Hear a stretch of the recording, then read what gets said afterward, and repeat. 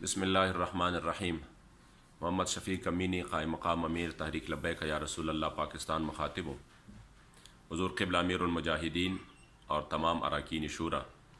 پیشوائے اہل سنت کے مامو جان مولانا مفتی محمد یوسف سلطانی مرحوم رحمۃ اللہ تعالی علیہ کی وصال پر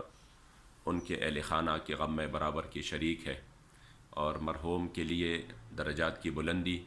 اور اہل خانہ کے لیے صبر جمیل اور اجر عظیم کی دعا کرتے ہیں۔ ہم یہ سمجھتے ہیں کہ انہوں نے اپنے اسلاف کے نقش قدم پہ چل کر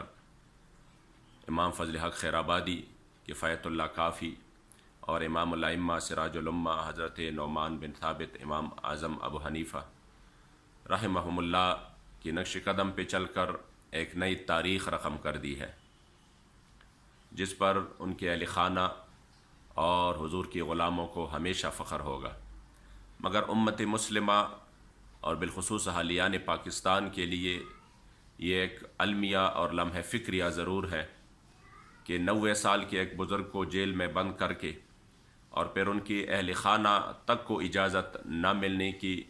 جو ظلم و بربریت اور یزیدیت کی داستان رقم کی گئی، شاید پاکستان کی 70 سالہ تاریخ میں ایک سیاہ ترین باب کا اضافہ ہوا۔ میں سمجھتا ہوں کہ پاکستان کے وزیر اعظم، وزیر داخلہ سے لے کر D I G, D P او اور علاقے کے انسپکٹر تک اس واقعے سے کبھی بھی بری و ذمہ نہیں ہو سکتے۔ اس دکھ کی گھڑی میں ان کی درجات کی بلندی اور لواحقین کے لیے صبر و استقامت کے دعا کے ساتھ ساتھ ہم یہ عزم دہراتے ہیں کہ انشاءاللہ حضور کے غلام مفتی صاحب مرحوم کی اس مشن کو اور اس قربانی کو آگے بڑھائیں گے، اور انشاءاللہ حضور کی عزت و ناموس کے لیے ایک قدم بھی پیچھے نہیں ہٹیں گے۔ لبیک لبیک لبیک یا رسول اللہ۔